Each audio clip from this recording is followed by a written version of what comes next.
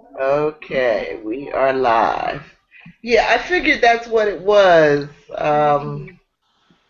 I don't know why, but it seems like there are a lot of issues on your end. I don't know Hmm. what it's about. We had storms here today also. Oh yeah. Yeah, we had a lot of storms. We had storms. The humidity is like 195%. It's very tropical here. Um, it's just not good. Um, the storms aren't that bad. It's just tropical. The humidity is really bad. Hi, Kim. Hey, you, how you doing? How you doing? I'm hanging in. I'm hanging in. Good. Good. So I heard you say you were leaving a little bit early. Yeah, probably about 7:30, 7:40 this evening. I called you earlier, but you probably were having your siesta. Oh yeah. Oh yeah. I don't know.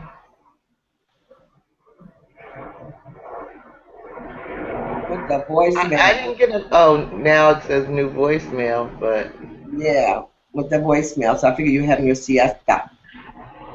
no, I didn't really have a good siesta today. What happened? I was just busy. I Oh, went grocery shopping, see my fruit. I'm looking at the food, girl. I'm hungry too. I'm looking at the food back there. So I did major shopping. That's always an ordeal, Mm-hmm. you know. Um, I don't know, just a little space cleaning. I don't know. It don't take long for the day to go by when you got It a day off. doesn't. It When just you get up, flies. that's fine. It's 3 o'clock when you look up. Yeah. Randy has made it. Hi. Hi. Hi, Randy. Hi, Venita. Hi, Randy. How you doing today? I'm okay. Yeah, I'm tired. That makes two of us. What's the matter, girlfriend? What's the matter? At your age, drive you crazy? Oh, today was it was a slow day. Mm-hmm. I just So got you a new, you went to work early today? yeah, I just got a new birth control. Uh-huh. It's making me sleepy. They say it's like fatigue, really bad fatigue sometimes. But I just got a new dose yesterday. Oh. That's all. But now I'm good. As You long as sure you're it's birth dosing, you're all control? right. But You you sure say they giving you the right thing? no, yeah, they y'all heard of I told y'all about Implanine, right? The little thing, No, the little toothpick. They put it in your no. Yeah, that's what I got. It's good for 3 years. I've had it before. This is my second time. What's it called? Well, Nexplanon, the difference is when they do X-rays, they can see it. The original version, when they did X-rays, you couldn't see it. It's So called where Nex. they put this? Hmm? Where they put this? Under your arm. It's like that. On your skin? Uh-huh. It's like right here. I don't know if you can. It's, Oh, child. I it's like feel asleep. yeah. You know what? It's better than the alternative. It's cheaper than diapers. So. Yeah. Well, okay. That's right. I guess I just be quiet. That's what I'm going to do, Ren. I'll be quiet. Well, and Georgette. Georgette, where is she? She's coming, I'm sure. Yeah, I don't know. I guess Joelle actually sent the agenda about 4 o'clock, but I just saw it a few minutes ago. So did you get it, Randy? I had. Okay. And you Oh, got it, Venita? yeah. Joel, it was Joel's time. Oh, Georgette did a good job, huh? I'm going to make sure I commend her when she comes. That's probably why she's late. She's probably tired. Yeah. I think I Well, might as well look at Joel. Jones. Oh, Joel, I'm glad you're here. How you doing? Who? You heard what I Hey, said. How you doing? I'm doing just fine. How you doing? Now, who wrote that agenda? You or Georgette? I did, of course. No, you didn't. Who edited it? Who edited the editing? Joel, spill it. Spit it out. Georgette, of course. I know she did. Oh, That's why she's not here. She's tired. Oh, she's probably still trying to get on. Hell, I had to go through literally hell and high water to get here. I mean, we are flooding at the yin yang. Wow. really? Oh, we got problems. What? Yeah, we got cars floating and everything, man. It is crazy. We got, oh yeah, we got some bad weather. That happened here the other day. Last week we had all that weather. 6 inches, 5 inches in a day. Yeah, we had some. It's been bad. I mean, of course, this is coastal, so. Can you swim? Huh? Can you swim? Am I a black man? Oh, that's too bad. You can't swim, Joel. That's right. No. Oh my Lord, you got all that water and you can't swim?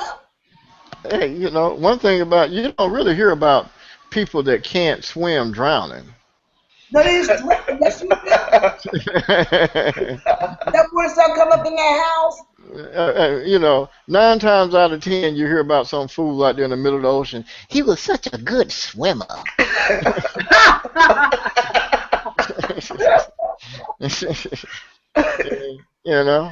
It was like, you don't hear about people that can't swim drowning that much. That's a crying shame. We're in 2015 and you a military man that can't swim?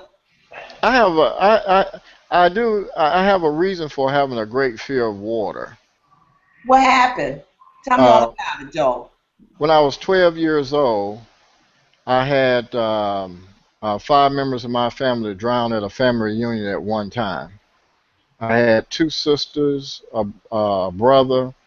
My sister was 6. My brother was 2. My other sister was 9 months. My cousin was 6, and my Uncle Carl was about 32.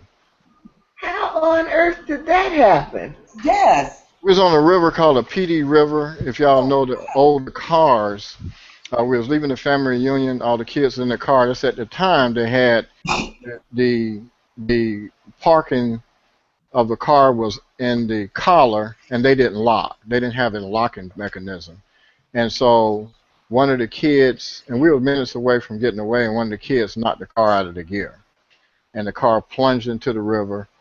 4 kids in, and my uncle drowned trying to save them. Wow. So I don't really deal with water that much. Ooh, understandable. Well, But that's why this black man don't swim. well, I mean, I'm just saying that you might want to swim now. Actually, you might want to look at it as a positive. I really look at water from afar, and I have a great deal of respect for it. Life jacket for Christmas, Joel. Christmas with a life jacket. Huh? I'll send you a life jacket for Christmas. A life jacket? He doesn't need a life jacket. I don't need a life jacket. Hey, giving a life jacket is just like giving a black man a white hood and tell him to go down to the Klan meeting. Probably something he would never use.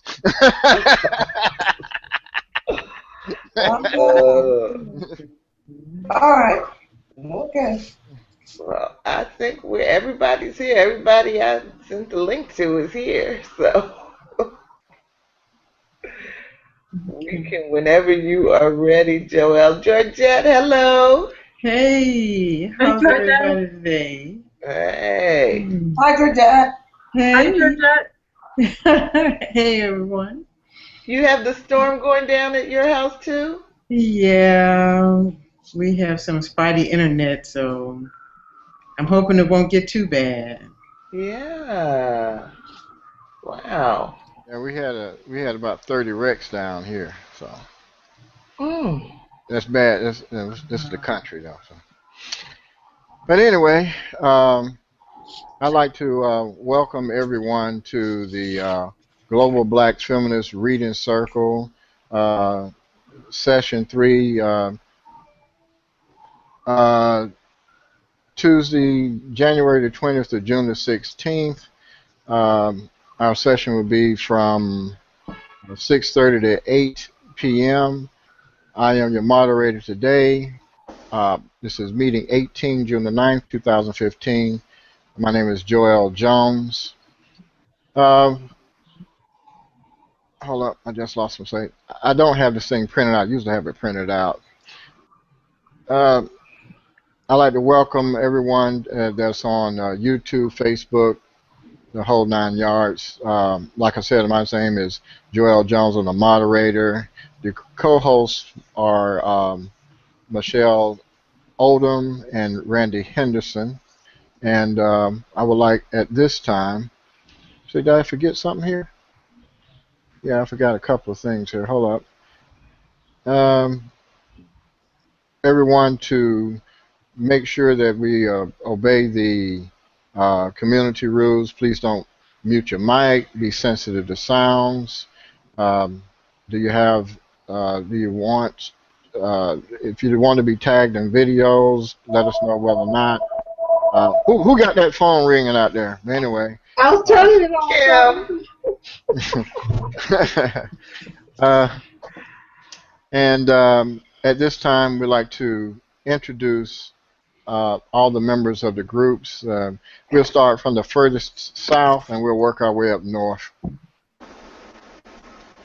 How about that? We don't know who that is because your South may be different than somebody else's.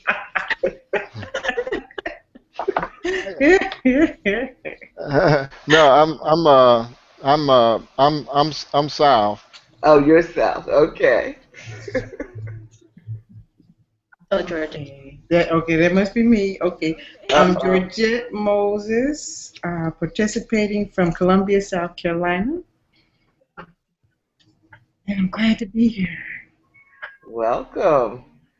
I think the storm got Joelle. Uh-oh. Okay, well, I guess Randie is really the furthest south, if that's how we're doing it. Oh, okay.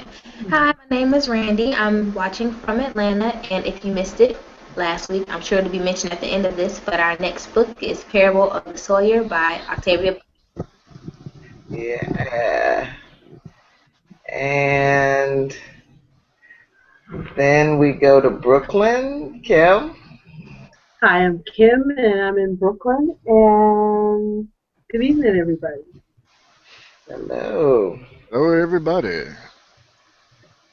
And I'm also in Brooklyn, New York. My name's Michelle Odom.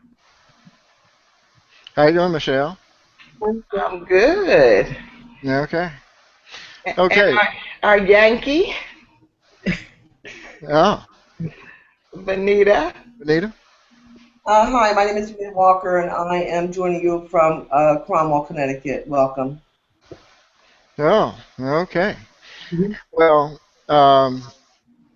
this is the epilogue here, medical research with blacks today, and this is the end of a very, very difficult book, and I'm sure everybody is ready to move on.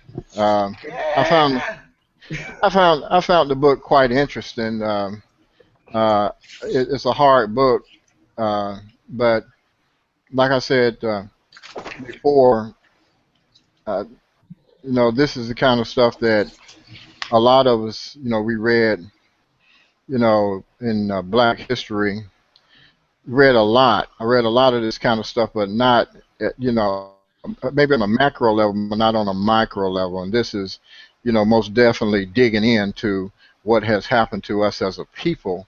But, we see this type of thing, uh, you know, you see this type of treatment in human services, but a lot of times we don't see this type of thing unless it's really happening to us or you hear somebody, with some kind of atrocity and whatnot. But it's most definitely a difficult book, and how someone can really have a lot of faith in a lot of things, I really don't know. But, you know, hey. So anyone want to start off with the summary here? Anybody, please? I'll read it. Yes, ma'am.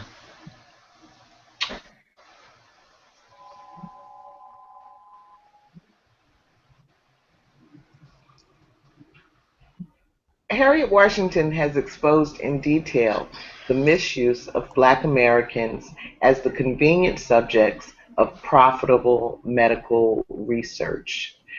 They were powerless, maligned, and abused, not strictly for scientific knowledge, but to support American cultural beliefs, politics, and economic trends. The social and legal landscape has changed dramatically from the times of slavery, and medical research practices have followed suit. It's safer for African Americans to participate in clinical trials, and necessary. However, we must be informed, vigilant, and actively engaged in the process. We must guard against the erosion of informed consent and the laws that protect us. She warns that colonialism, residual racism, and classism, let the plane go by,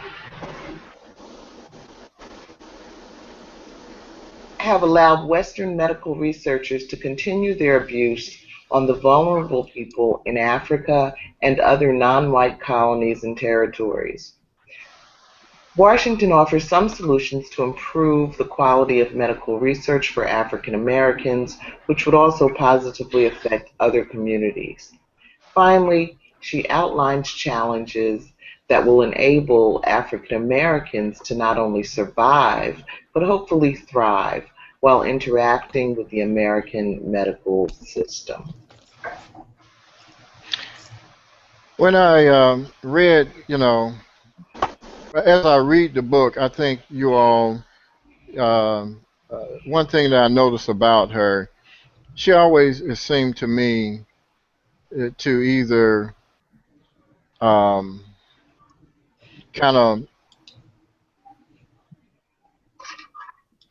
what I would say, take the spotlight off the atrocities or give us hope or placating to the system to somewhat. What are y'all thoughts on that uh, when she makes some of the comments and her it seems to be her positive outlook on the system, the medical system, and about joining research.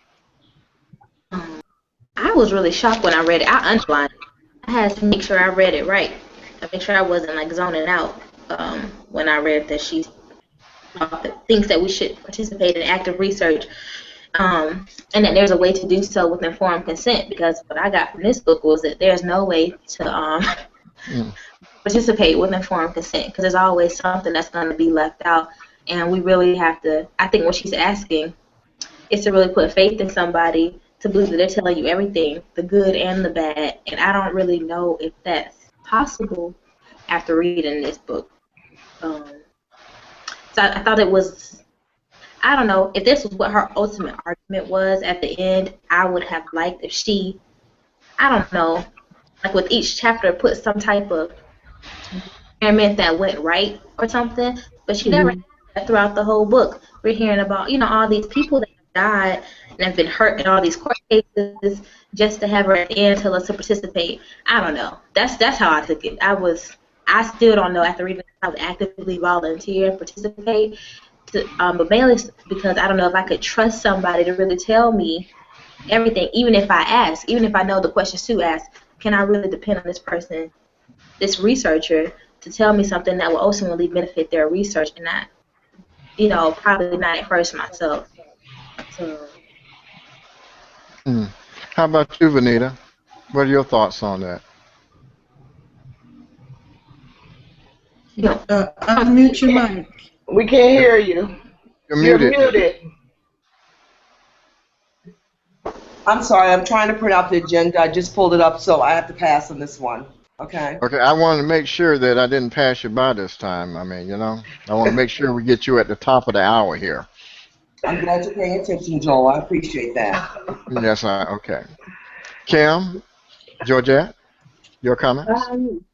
I guess I agree with Randie. I think that maybe there's a chapter missing where she was proving some of the successful ways that we have advocated to be in research without being harmed, but I didn't see that chapter. So I don't know how she jumped to, how we should support this.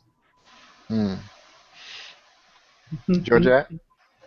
Yeah, there was a preponderance of information, damning information, that should scare the pants off of everybody.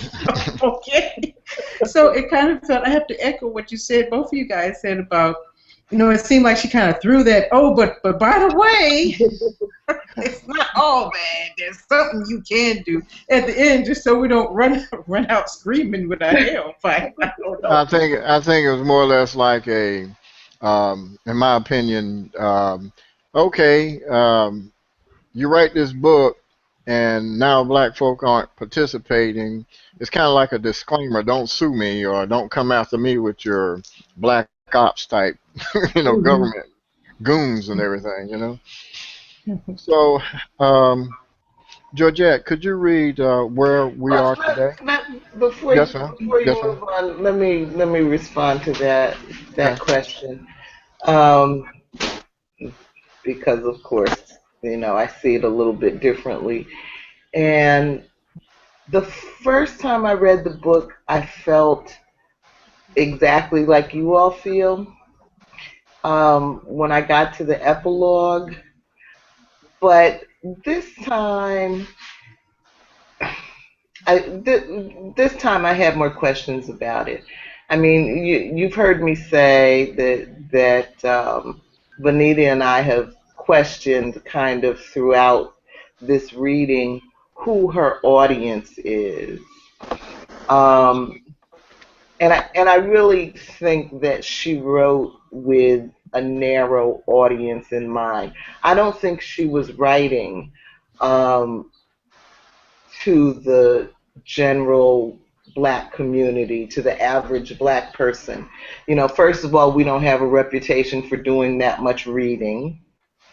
And if we do read, um, our reputation is not that we're going to pick up a scholarly book like this, but I don't know, Slim Jim something or other. So I don't think we really were the audience. I think she was writing to medical researchers. And if that's true, then they already know what positive things can come out of medical research. So she wouldn't need to make that case for them. The other thing is that, did you all see, just have a chance to skim at that last item that I posted last night on the Google Plus page? It was an article about human experimentation. And I kind of started reading it, and then I saw how long it was, so then I just started skimming it. But mostly it's not about experimentations with African Americans. It's about all the other people that Harriet Washington did not focus on. So, and it's lengthy. It is lengthy. The article does mention a few of the things that we learned about in the book, but I'm just saying, as much as we learned, this really kind of just scratches the surface of how bad it is. So she was focused on the African American experience. Well, And yeah, so I think that there's something to what she was saying about, we really need the knowledge that comes out of medical experiments, but we've got to figure out how to be informed consumers about it. And so I don't think it's just a matter, Randie, of believing what the researcher or the doctors tell you. I think we have to be much more actively engaged in the learning process ourselves if we're going to involve ourselves in clinical trials. I I um I believe that I don't know if the book was on a narrow scope of maybe whomever wanted, if it's healthcare providers or public servants, people in human services or whatever. But I do believe, like you said in your last posting, she was telling a story about us that was not being told. And that's often the case when you look at a lot of atrocities through our history. The story hadn't been told, and when you see these people, what's that movie that come out? That story that series is out now about American experimentation. I think Georgette, you had mentioned it one time before. All the people on that particular series is nothing but Caucasian. You understand what I'm saying? They're not even. There's not any black people on there. So I think she's telling a story that no one has told before, and I think that story had begun with us in slavery. That when slavery went away, those bodies went away, and they just start snatching other people. Whether the prison population or the homeless. It's just my opinion. Yeah. I mean, that's possible, but I would say also, there are a lot more black doctors than there used to be. I don't know if we can say we have a lot, but we have some. And while I certainly absolutely don't think that we should automatically trust people just because they have, a little extra melanin in their skin. Yeah, they can't do that. We know we can't we can't do that. But I think that we should try to hear what she's saying about we need the research. Because the real research because the real research hasn't been done because of all of this craziness that where the research was focused, drapetomania and perpetual knee benders and the madness that was been done, but the real research. And then if you think about the Human Genome Project and all the possibilities that come out of that very new science, I'm not sure it's a good idea for us to be absent at the table. I don't, and I agree. I agree with everything you're saying, but I'm kind of like when you see. I guess it's the Western model and the Western system, of medicine in itself that, and especially now we don't even have the community hospitals that we used to have. They're all corporate hospitals. So when you got corporations that are involved into this research, and they're not, in the beginning on the university campus, it may be experimentation for the better mankind. But now you got to look at these guys at these big corporations. They're pressing the dollar. I just don't know, man. Do you want to trust a system that's It's all very about difficult. it's very, so, but as we go forward, I understand, the education part, it's almost like it's the system we got, and it's going to be the system for the next 200 or 300 years. Nothing going to bring it down, so I do get that. So if we can move along, May I say Georgia, something? that's, Okay. hmm I think since she's written this book, there's been a lot of changes, and getting consent to be a participant in trials or experimentation. Has anyone thought about our insurance companies? There's been a lot of changes in the way our health insurance industry does business. You are being experimented on without your consent. Every time that insurance company says, you know what, Venita, you don't need Plaquenil, a brand name. Before we can consider giving that to you, we want you to try this. Oh yeah. We want you to try that. Now, 100,000 people, it's a random number, is trying this and trying that.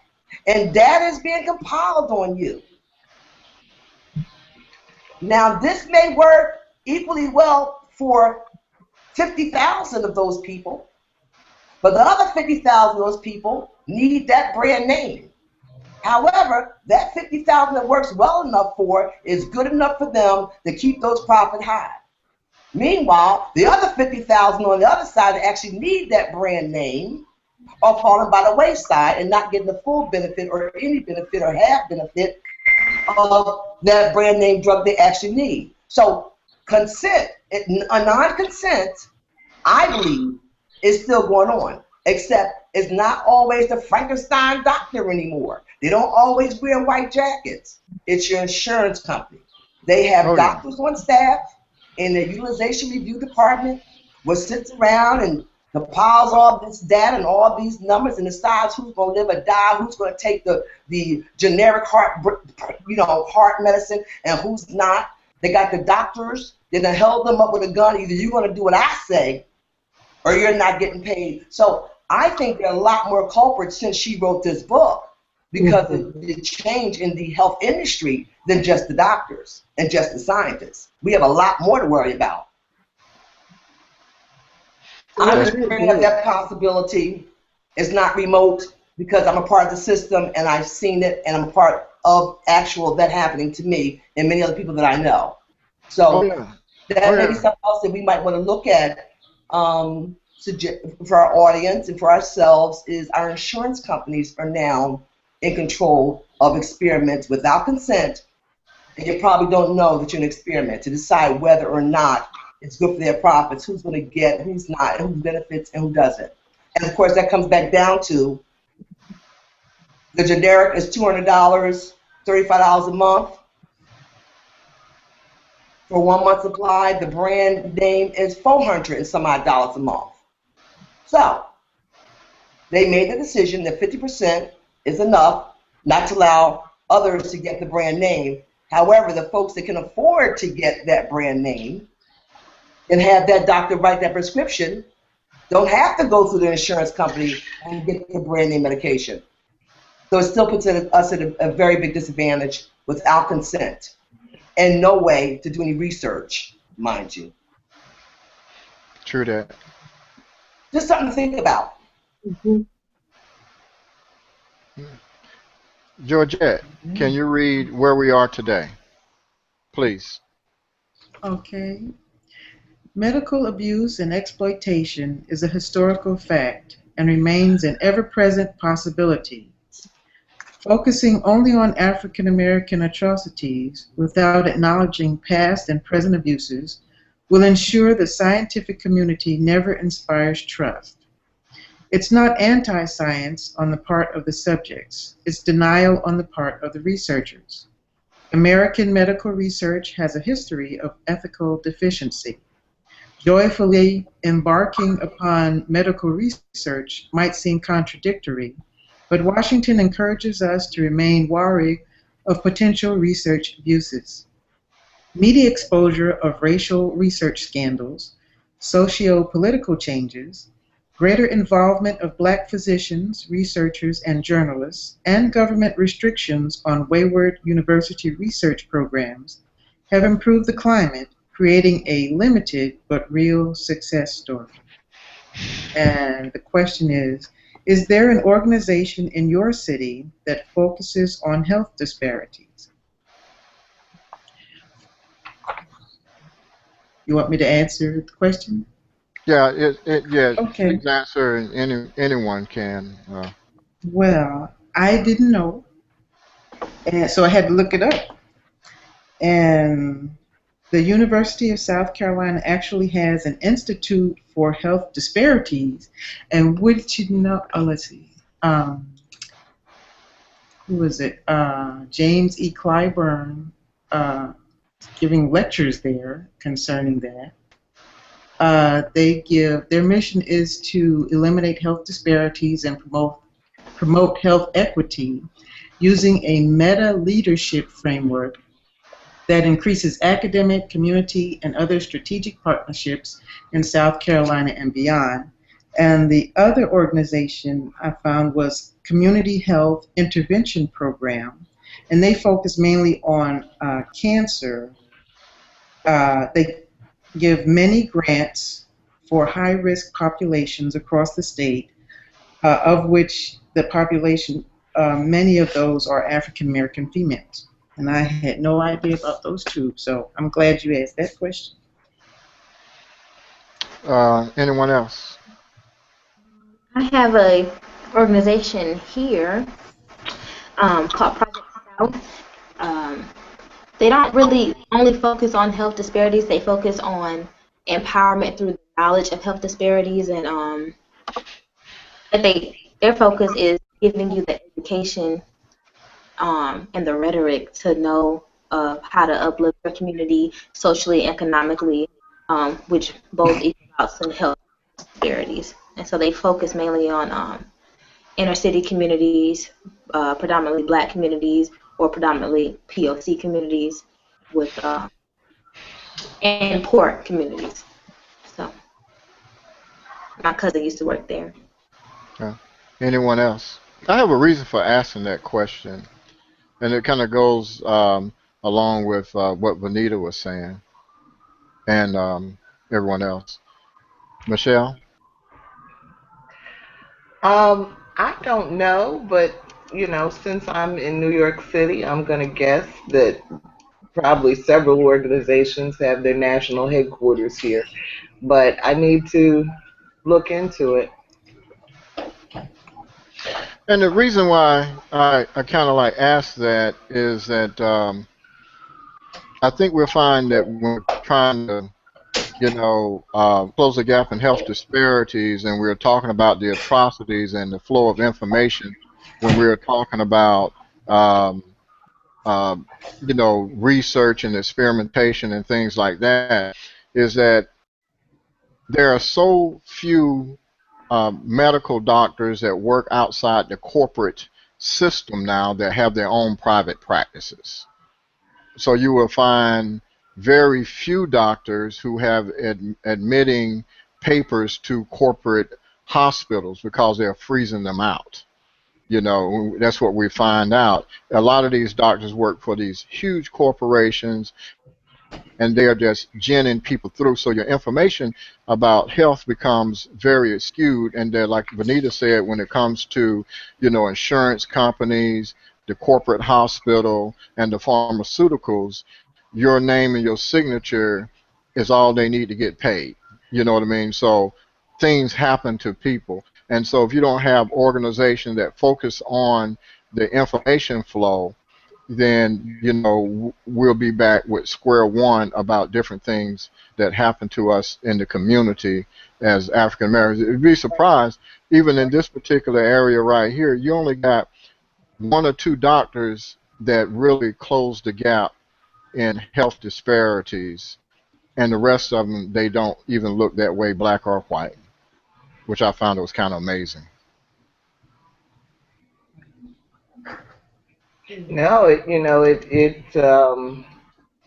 makes me think about the law profession, where you have a very small number of black lawyers in the first place, and if you if you counted all of them that focus on the public interest, they could barely fill a thimble. Right. And it wasn't always like that. I mean, 60s, 70s, even into the 80s, you had a lot more activist kind of attorneys.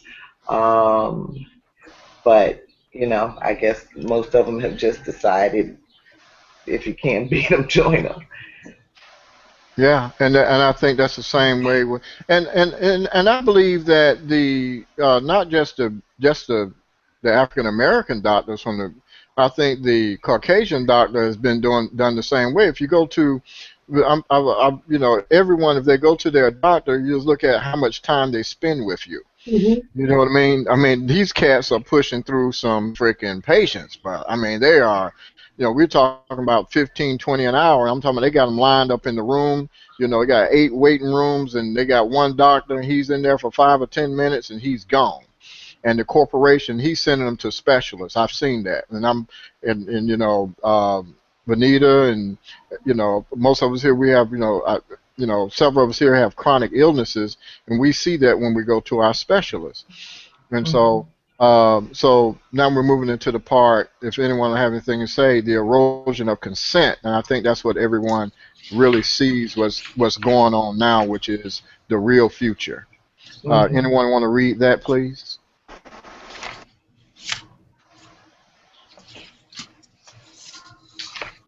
Are we on B? Let's see. I'm sorry. My bad. Let me see. Yeah. Let's see. Yeah. I skipped something here. Where we at today? We're Yeah. on Excuse B. me. African continent of subjects. I'm sorry.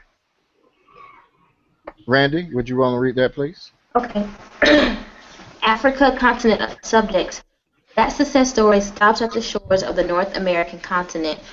Black bodies in Africa and other third world countries, the medical exploitation by Western physicians, scientists, and pharmaceutical companies continues unchecked.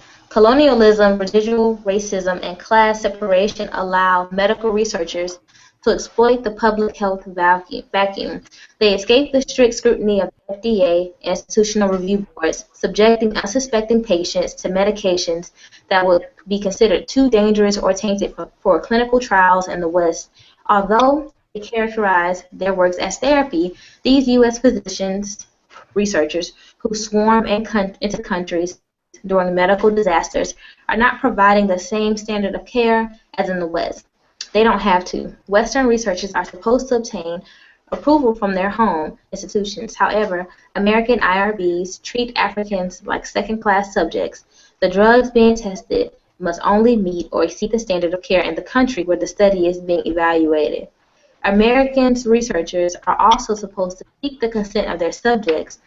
Like Harvard surgeon Dr. Francis D. Moore, can't be bothered to translate the disclosure and consent information into the local language and culture.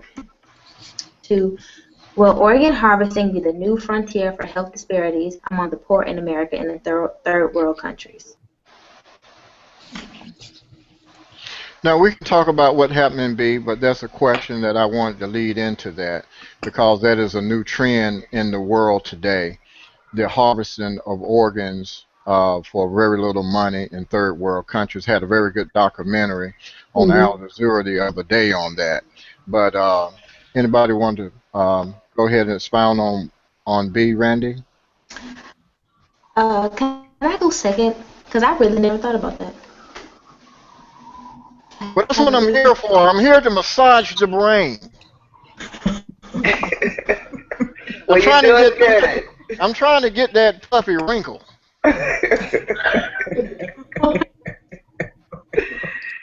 Yeah. But when I read this here and I thought about, I looked at Africa as the, the experimental drugs, and we see that all the time. But what we don't really see, they don't really talk about is the real underbelly of what's going on in Africa and third world countries in the Pacific with the experimental drugs, the biological warfare, and the people that are giving up kidneys and other spare parts to very rich Westerners and other people without consent. Okay, this is going on all the time. They had a very good piece on Al Jazeera, and on, I think, Showtime, somebody had that same type of had that same documentary on as well. And so it's at our doorsteps as well, because people need these organs, and it's turning into big money. Okay, real big money, and people are signing over their body parts, without much consent as well. Wow. Oh, yeah. I'm not shocked at that. It's been going on for many years now. It's not a new revelation. Yeah, and These people are like we were once here. And until we start to educate ourselves, until there are more administrations in place to try to protect us, more than anything, until we start educating ourselves. It's like we were, you know. Someone comes into a poor area in the United States of America in some city, and folks don't have medical care, and you're just glad that someone's there that's going to try to help you, and they're now going through the same thing that we went through. exactly. Even worse than we are now, which, you know, like I said, through education, things have gotten a lot better for us. That's collective and individual education, although we have a long ways to go. But they're in the same position. So it's so easy to experiment on them. They're hungry, you know, $25 for a kidney, might feed somebody for 30 days. I mean, Gives a whole new meaning to the expression selling your body. it does, and people will do it. And, you know, and Americans will buy anything. You know, if they want it, you know, they need it. They think they need it, or a lot of times they do need it. If you got the money, you can buy it. You know, they don't have. I mean, I just don't think that people have moral compasses. Period. I think that's something of the past. Have what? I think for some ungodly reason, if I should use that term at all, people don't have their moral compass. It's just like, is there no right? Is there no wrong anymore? You know, you just buying somebody's ass, kidney, heart. I mean, it's a person that's at a disadvantage. I mean, I don't know. I don't know. Well, But go ahead. that will become very popular here. And once again, it's going to affect us more than anyone else because we can't afford to buy kidneys and hearts and livers. So we will still be at a disadvantage. Even worse, I think. Because after a while, it's going to be, you know, for pay to get. You know, without insurance companies. Because pretty soon, insurance companies, believe it or not, I feel they're moving toward, and will be even more disenfranchised, not paying for transplants, a lot of transplants. Because right now, they don't pay for a lot of a transplant, depending on your insurance. And God forbid you have a complication. So that's going to put us further back, because only the wealthy will be able to have those transplants. Well, in the Philippines, they were selling for $6,000 kidneys. Yeah, but $6,000 in the Philippines is a whole bunch of money. Yeah. You can't get my kidney here for $6,000 if I was going to sell it. You know what I'm saying? But it's going to put us at a bigger disadvantage. It really is. Because pretty soon, health care will only be for the wealthy anyway. So the poor won't really have to worry about that much at all. And the middle class has now become the poor, the face of the poor. So, no, you don't have to worry about a lot of protecting yourself, consider otherwise, because you're going to be dead. Dead. Thank you for that happy note. I just go ahead and let you know what's going on. Well, the only reason why I said is I worked in the health industry. I worked in the insurance industry for many years. I worked in the health industry. So I've worked on both sides, and I've seen it all. And I've seen, you know, I see how fast, quickly things are moving. And now that I am a part of that system, and you don't know how bad the system is and how much it doesn't work until you become a part of it. As long as you're well, you don't see anything. Yeah. You go get your physical, the doctor said, you're cool, you leave. Get something, a real disease, and then you will really see how broken it is and how much a disadvantage you are even having insurance. If I'm paying $178 a week for medical insurance, not including my dental insurance, and I still have a $5,000 deductible every year, if there is care that I need and I don't have that $5,000, where does that put me? Along with paying $178 a week for medical insurance alone. So what is that doing for even folks, black or white? Because this is a people's issue. But Americans don't want a single payer system. American, what? Yeah, they don't. Well, no. The wealthy don't want it. because they have the money to get, they can make their own system. They don't need a system. Right. And those are the ones that run our country, so, they don't I, need that. No.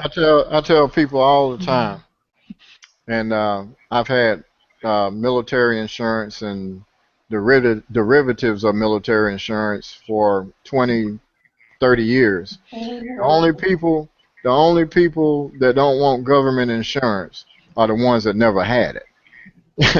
Because if I got just about the same insurance as a congressman have, they just don't want you to have what the majority of the people in the government have. You know what I mean? They don't play with those. I mean, the congressmen, they got the same type of military, or the federal employees got very good insurance.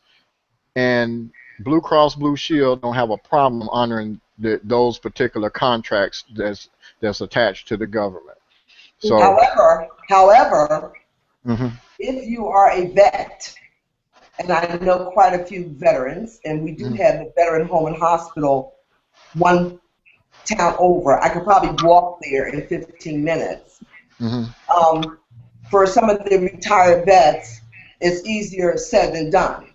Oh, yeah. You get an appointment, go to the VA hospital, get the proper care, because the proper care at the VA hospital is kind of hard to get in many cases. Not a few, but a lot. And don't have some real bullshit with you, because you might be dead. That has been my experience, knowing the people that I know that are in that system, that are retired military folks. I don't deal with the VA system. Trust me. Well, I could, but I don't. It's very hard to access, and there's a lot of problems with it. So. Well, a lot of people have to. The system is there for the vet. So, it is. It's not like you should even think about having a choice. That should be able to be any vet's number one choice. It should not be broken that way, and many vets use it. That's true. I agree. So I don't know, if you just want to go to a private doctor or whatever, but thousands of vets use that VA hospital system, and it sucks, and you die. I'm sorry. I'm really on a bad note tonight. Okay, that's okay. Are you being the timekeeper? Yes, I am. Okay, Venita, could you carry on your carry on within the next section there, please? The erosion of consent, please. Are you asking me to read that, Joel? Yes, ma'am.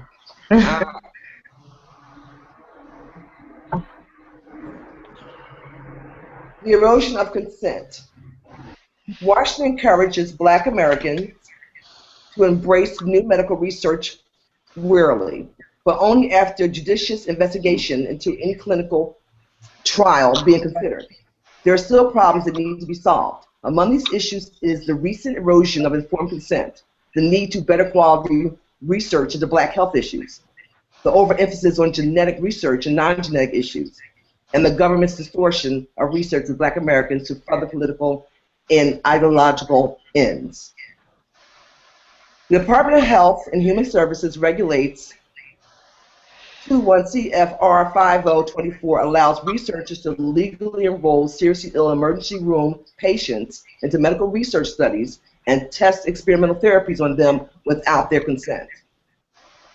Existing laws suffer from vague language that would allow regulations to be interpreted to minimize patient protections in human medical experiments.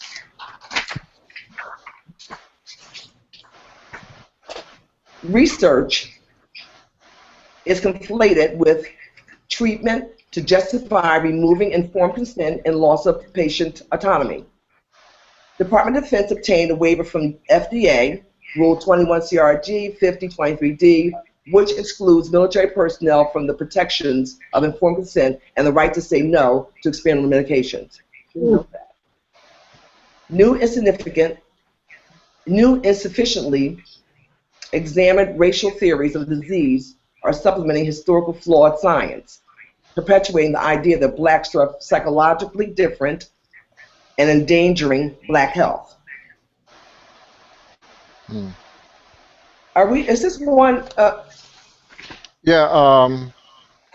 We'll stop right there. Okay, please. Yeah, because it's getting kind of where you're losing your thoughts. Yeah, what you got to say about that, Venita? I have to think about that. You got to give me a feel. You might want to move to ask someone else right now while I think about that. Michelle, Kim, Randie. Georgette. Well, I'm going to concentrate on the part about the Department of Defense being in bed with the FDA on that the non-consent and the anthrax thing. Oh yeah. Wow. Wow. This just shows you how much power they have. And it's another example of, how if you look at the CEOs and directors of these different corporate and government agencies, they're always going back and forth. You see the same names all the time. One guy was over here in the White House in some area. And then the next thing you know, he's over here. Yeah, okay. And then the next thing he's in this corporation doing, something somewhat related. So I have to go back to, well, wow, these people, what is their real agenda here? Is it solely profit and using whatever population is vulnerable enough for, this experimentation? Because they're going to make sure they get what they want. If they need this group of people over here to experiment and so they can push this new drug, they're going to get them. They're going to create laws to enable them to do it. And we might have laws on the books, but they can be weakened and then reinterpreted, or challenged in court. Even if they've already had a case, won someplace else. We've already seen that if it's ruled against the pharmaceutical company or the doctors of the hospital, they can come back and appeal it. And so now the penalty has been reduced, and the people get nothing, and it's swept under the carpet. You never hear about it again in the news. Meanwhile, these people have suffered, disfigurement and death, and genetically, deterioration that's passed on through generations, but who cares? And who's going to stay after these companies, corporations, and our elected, officials to ensure, hey, that's not right. We care, and come back and revisit this because this could be me, this could be my sister, my brother, anybody, people in my church, my community. So if we don't keep after these people, and pay attention to how things are written and how they're explained, especially in the news, the wool will keep continually be pulled over our eyes. And just like it says here, research, is the same as treatment in their eyes. We have to be able to put the terminology in the common man's language so they can understand, no, that's not really good for you. It's good for that pharmaceutical company over there. Whether it's Africa or Brooklyn or down in North Charleston, South Carolina. It's the same everywhere. We're all potential victims of the people who have, an agenda. And then the idea, is kind of ludicrous that a person that's in an emergency room and seeking treatment under a life and death situation could have all his faculties to make an educated consent anyway. You know what I mean? So, and they say, I know what we'll do. The most vulnerable people are the ones in the emergency room because if they got time to think about it, they might say no. So, but anyway, anybody else? I think maybe my doctor has thought about that. He happens to be Jewish. Okay. I think I talked about the medical apartheid book. I won't give those comments now because we don't have enough time for that. However, I think he's aware of that because he always says if he goes on vacation to call him anywhere he is, and also even if he's there, if I have to go to the emergency room, call him as soon as I set foot in there. Have somebody call him as soon as I set foot in there. Well, I found out. So he's telling me, don't let them fools touch you. Wow. it's a from talking to people in the healthcare profession, there are a lot of doctors that know about medical apartheid. But the thing about it is, they just don't want to talk about it.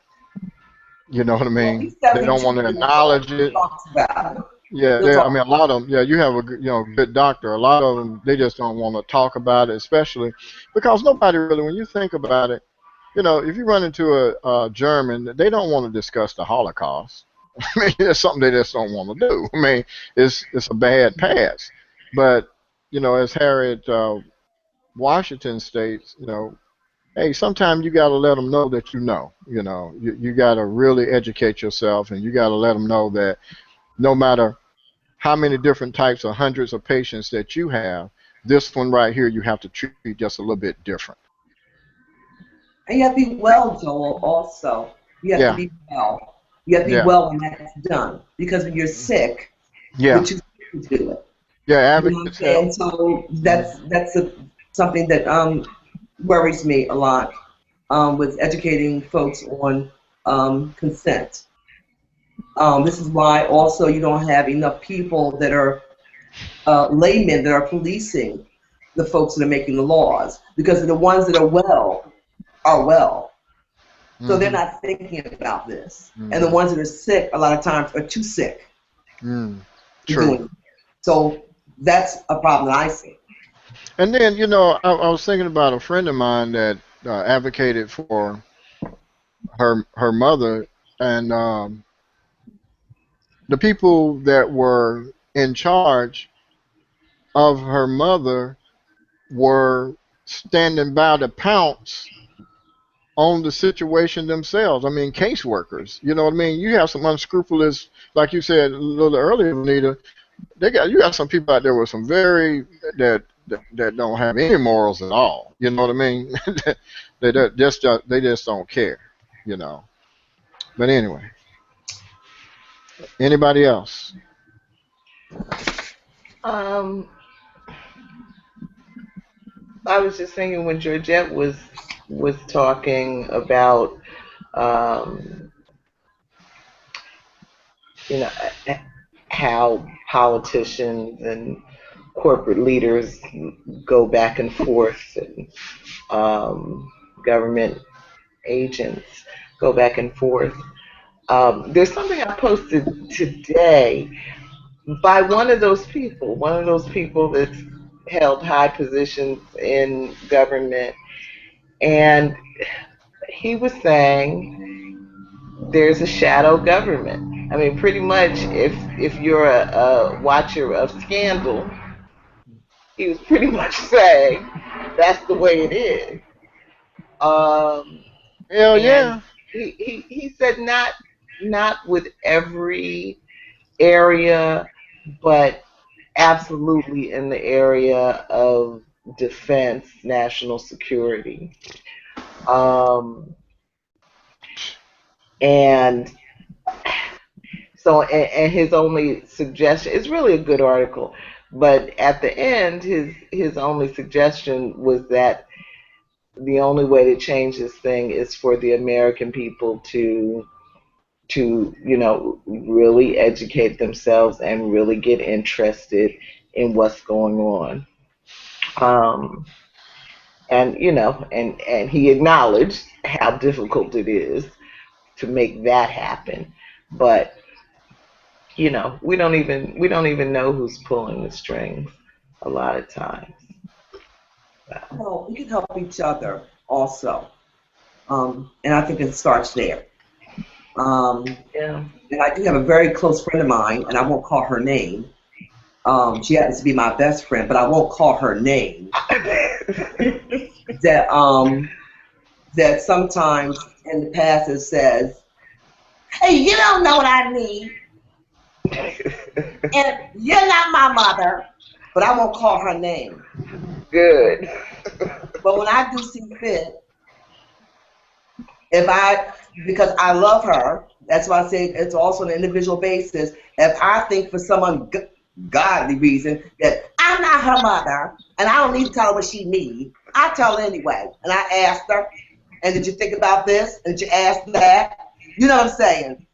If she's not feeling well, but I won't call any name. So I think that a lot of times that you have to, also, if we can't do it on a big scale or do everything ourselves, we have to also do it on an individual basis. If you got some information, if you know something, you got a friend that has something, put that, post that to them. Did you ask this? Did you do this? Did you do this? Even if they say, you're not my mother, Mm-hmm. and I think, for me. I know, huh? But I think that helps a lot, even on an individual basis, if you know people and you can pass on information. Because I'm an information person, and I ask a whole lot of questions. And I don't care about a doctor, okay? I hired you, okay? So I can ask you what I want to ask you. If you're not answering my question, I got a problem with you. So I think we can also start there, Joel. For your neighbors, for friends, for family. Mm-hmm. At least we know that I know that I do that. I have that person's best interest in mind. I'm not a lobbyist. I'm not in somebody's pocket. I'm not sitting on 4 boards, as Georgette mentioned, about politics. Politicians, they're sitting on 4 boards. They're sitting in the Congress, sitting on Pfizer, sitting over here at the Blue Cross and Blue Shield. Yeah. So you can't depend on them. Mm. You got to depend on ourselves. So, Kim, would you want to read Roman numeral number 2, please, starting with this American tragedy, please? African tragedy, I'm sorry. This African American tragedy is also an American tragedy. Washington offers her ideas in achieving the cure.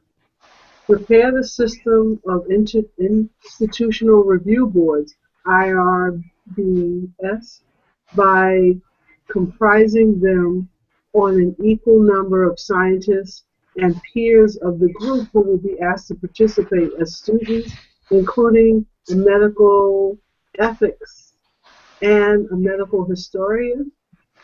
2.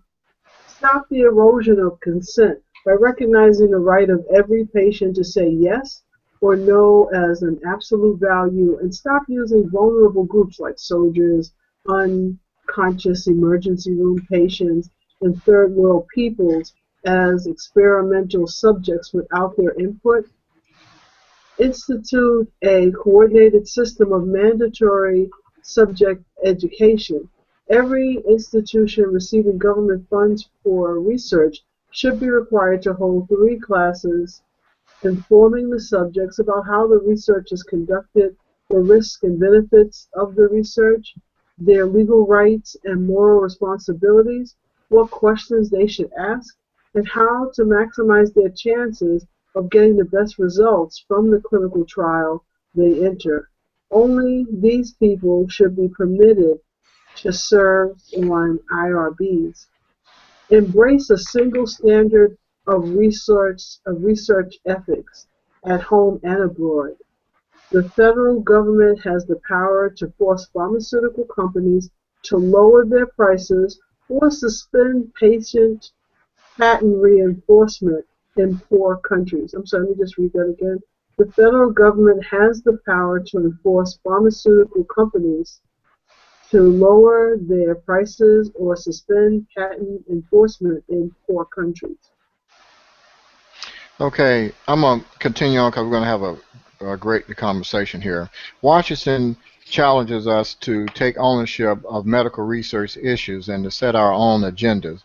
Tuskegee University National Center for Bioethics and Research in Healthcare is taking a leadership role in that by providing education for scholars and laypersons on medical research. Project Impact helps Black Americans safely navigate clinical trials using brochures, websites, and providing access to experts.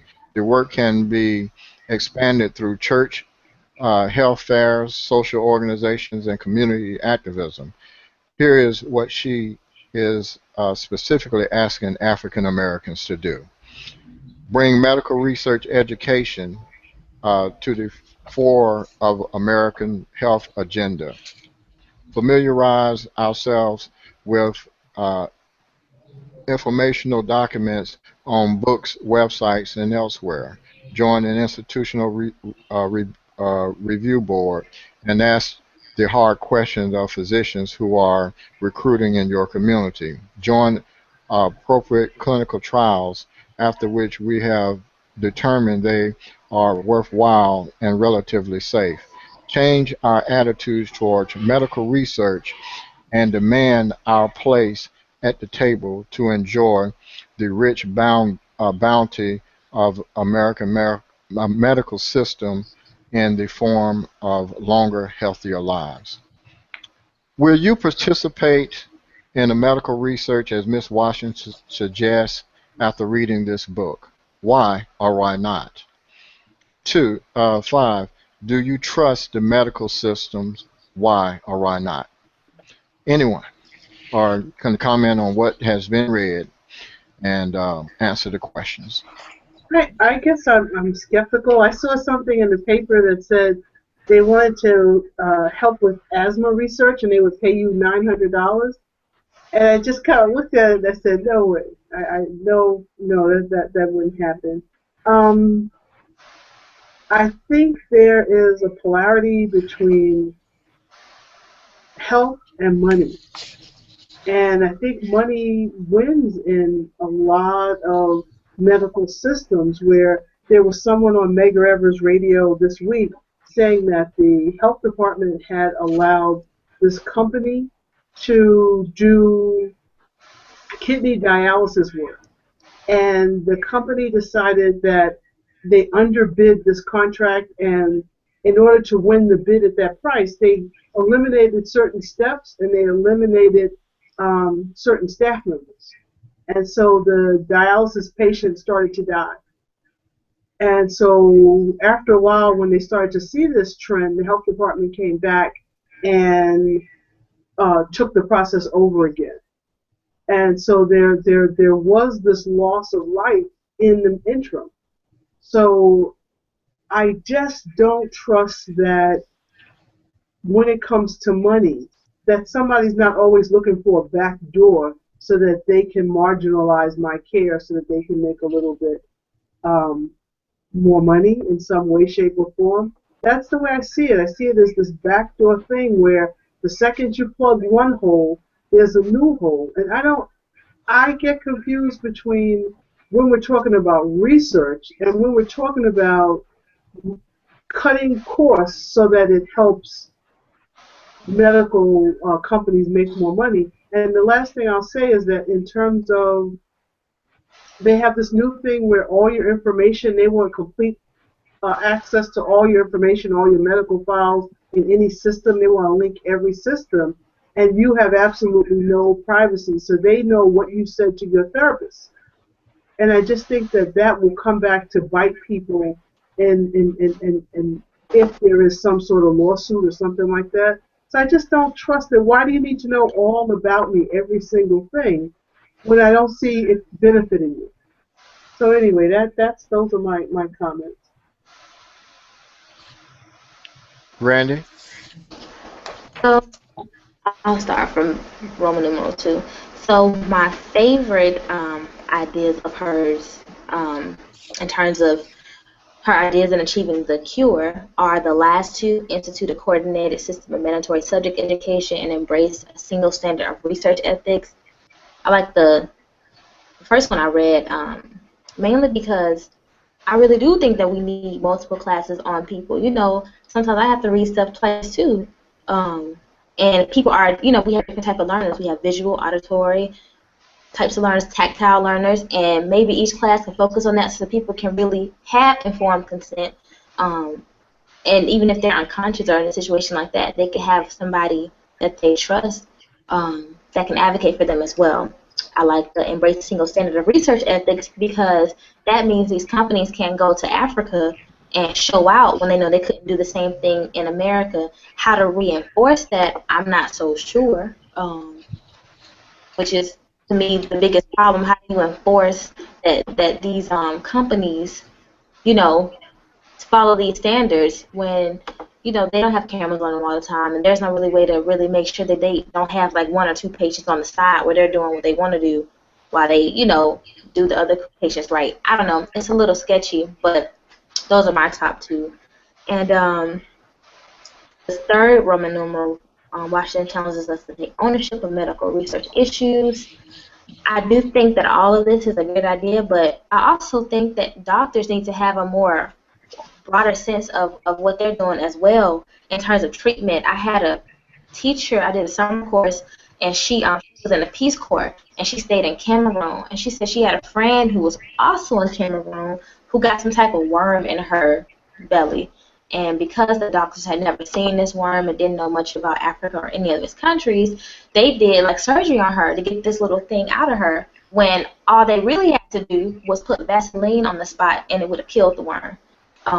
Which is what they do in Cameroon to get rid of it. There's no open, surgery or nothing. And her friend was like on bed rest forever because they had to open her up to find this thing because they had no clue. And so our doctors aren't really or a lot of the doctors aren't really very knowledgeable about the world in terms of different ways to address things, which adds to, I think, the iatrophobia that we have. Because they really don't know either. And they want to do all these clinical trials as a way to experiment and research, mainly because they are in the dark as well. Well, I'm sorry, Joel. well, it kind of like, I'm trying to get to New York, but I'm going 95 south. I never get there. And that's, I think, if you look at the system that we're talking about, when you talk about the friend in Cameroon, and so, very seldom do you have Western doctors want to merge with Eastern or African medical systems and whatnot, and these are even the Chinese medicine that are very, very good. You understand what I'm saying? We got two things that we do in this country. We give you a pill or we cut. That's how we heal. I mean, that's it. If they can't do that for you, you have to get out of their office because they don't know anything else. But go ahead, Randie. You had another thought? Just do I trust the medical system? I don't know. I feel like such a hypocrite. Like I don't trust it, but I gotta live with it's necessary evil. I do my annuals. I go to the doctors. I let them do these invasive pap smears, which I hate. But for the greater good. And I get birth control. I'm participating in this medical system, but if I had it my way, I wouldn't. If I had the money to produce children all the time, I wouldn't be on birth control, but I don't. So I need to. And if I wasn't human and didn't get sick, I wouldn't have anything to do with the medical system. But that's not, the case. So I don't know. There's just so many. I see so many of my family members, I know I've talked about this with y'all before, who won't go to the doctor. Family members, my grandmother, who decided to not get any type of treatment for cancer. She just kind of rolled it out.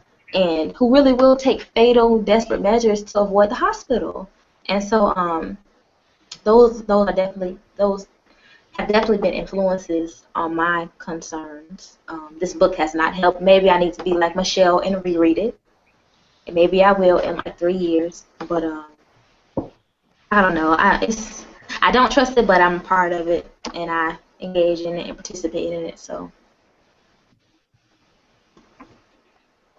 as far as third world countries, and if I may say, do anyone realize how many African doctors that we put out that come here to get educated from Africa in the United States of America? Now, maybe if some of those African doctors, which hardly happens, were going back to their countries to live and take their educations back to their countries, which rarely happens, because once they get here and get a little taste of our material things, the McMansions and the other stuff that goes along with it, they usually stay in this country. A lot of the third world doctors, people that come and study here to become physicians and to get into other aspects of our health field, they don't return to their countries. And I think if they did, because of their culture, knowing their culture, and then coming to the Western medicine and then dealing with their people, it might have more protection for third world countries. But you can't really ask the people to protect the folks that are doing the dirt. That's my take. I think that's so interesting, Venita. When I studied abroad in Ghana, we had professors come to us, and they had all gotten their doctorates in the United States, and they had all come back, and they all said the same thing. They were so ashamed of their degree. They wanted to come home and help their people. They never really said why they were ashamed, but they all expressed like this deep dissatisfaction with themselves for deciding to travel here to get their education. And in Ghana, where I was, the hospitals, I mean, I can't even explain it. Like, I don't even, we had my homestay family, my homestay mom's dad was in the hospital. We had to bring blankets and food for him because there was nothing. Like, there was no, he was on, when we showed up, he was just literally on a mattress, just laying, it felt more like a shelter than a hospital. And I don't know if there, that's more institutional racism, which keeps, countries in Africa at the lowest of the low, even when their people come home and try to educate them. A lot of people can't afford it. From what I heard, from what I saw, and it's the region I was. But the professors I had all came back, but they really weren't able to do as much for a lot of other reasons that was beyond them, which I think has a lot to do with like economic disparities and all that. But I haven't really had like African doctors.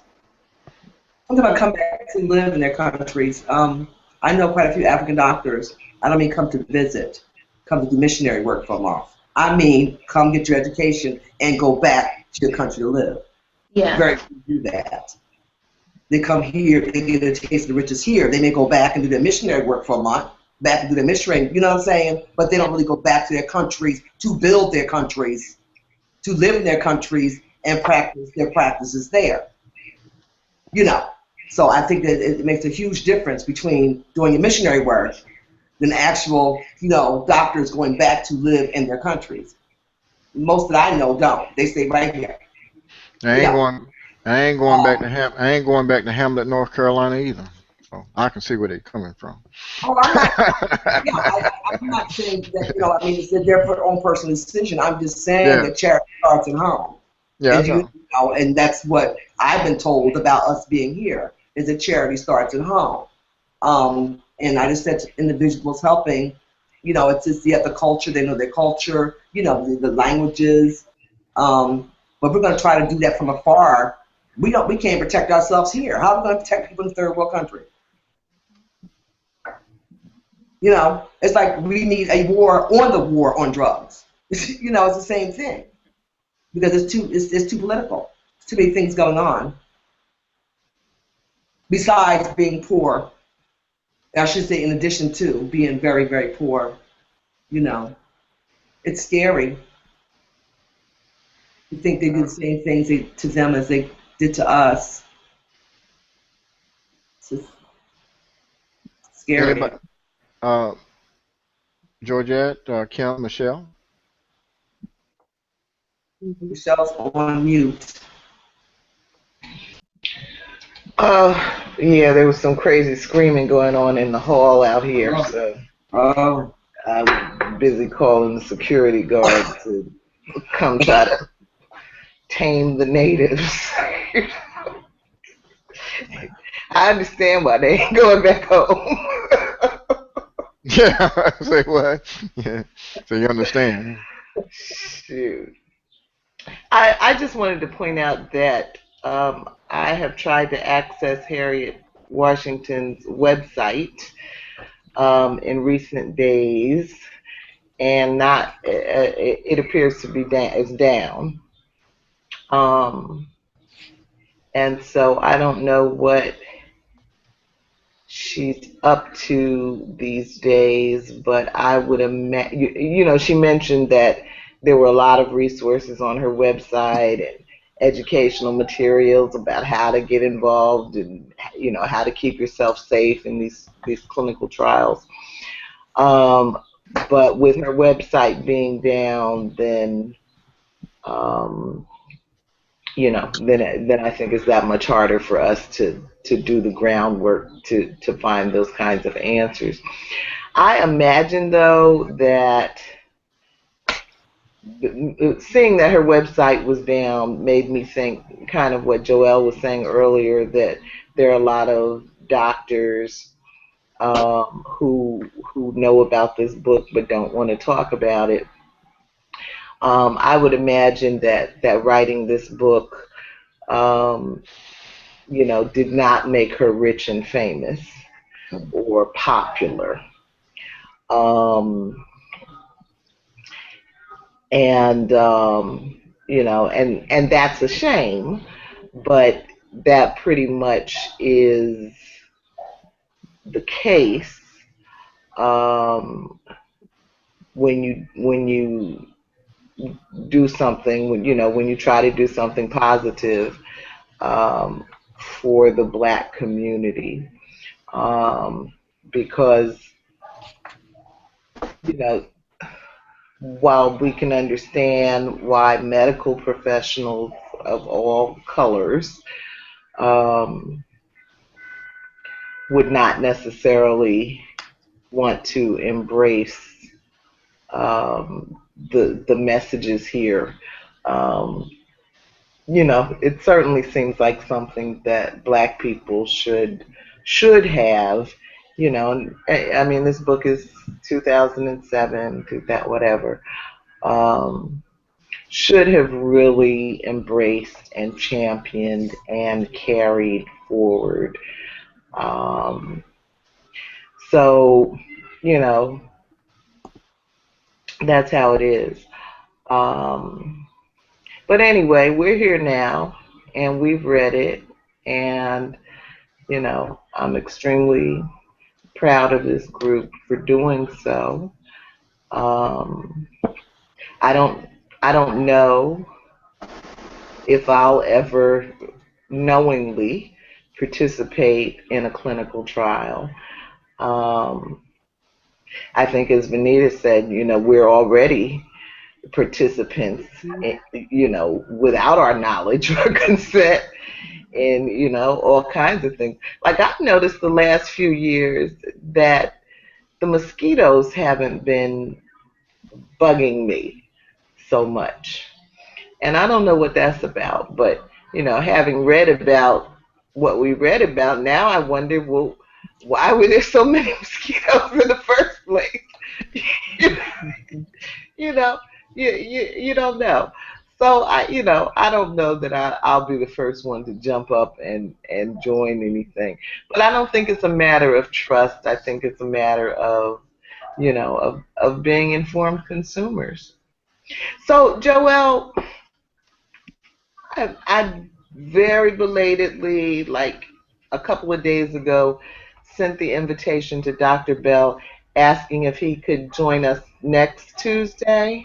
Okay, Uh, I asked him. I got to talk to him later on tonight. We got a conference call at 10 o'clock. Well, he wanted one at 10 o'clock, but okay, well, during the game. did you see my email about it? No, you sent it to. I sent a copy to Uh, you too. okay. So look at it, because I don't want him to, go through a lot of changes or do a whole lot of preparation.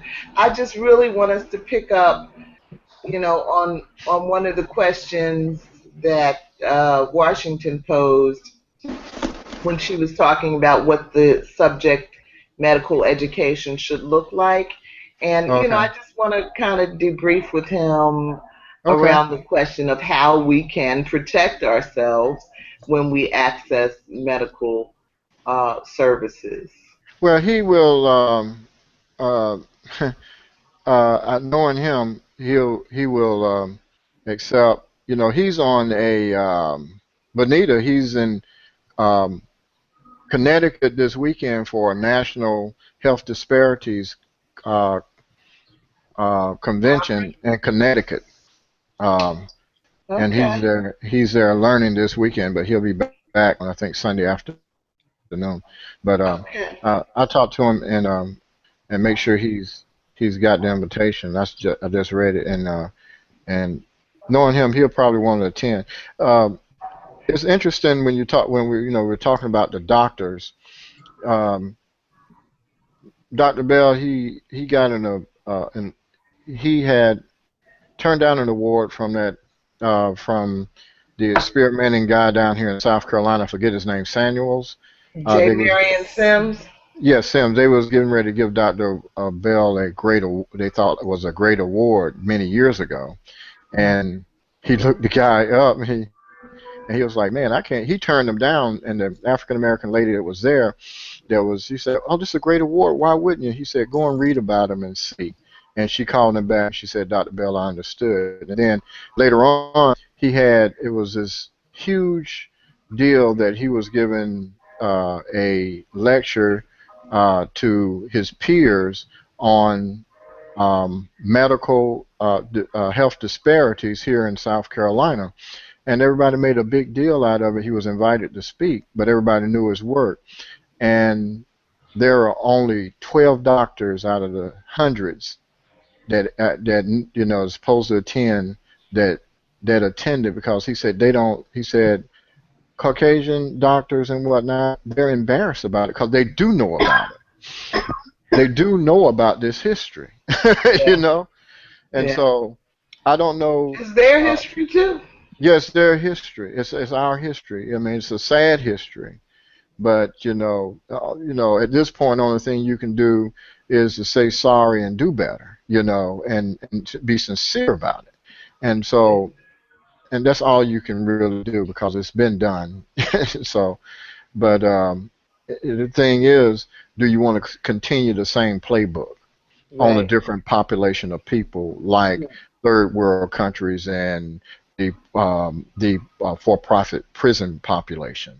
Are those your next targets, the homeless and also the unforgotten people who are the human trafficked, which is 2 million humans are being trafficked in this country every year. 2 million. 30 million people are enslaved in this world every day. 30 million. Yeah. But anyway. Well, thank you. This was a really good agenda, as usual. I really like it when you moderate, Joel. Well, thank you. Thank you, and thank you, Georgette, for your editing. I appreciate it. I know I gave you I gave you a string to work with, but as usual, you make a carpet. Did